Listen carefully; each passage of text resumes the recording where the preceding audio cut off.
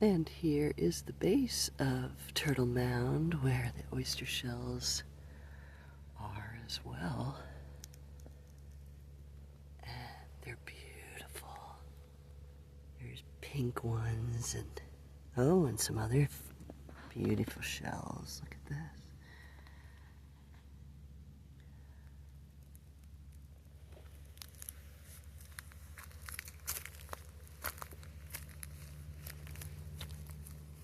Even nature of the past, where once lived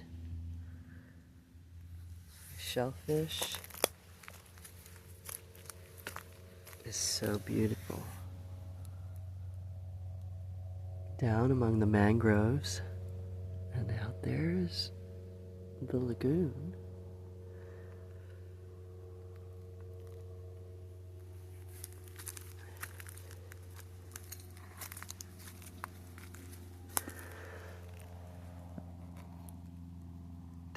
Tiny pieces of shells. Oh, here's some tiny ants that are living in amongst it, traveling their line of home to food and back, right across the path. All right, this is IAM Nancy, the nature girl. Get out in and explore the beauty of nature.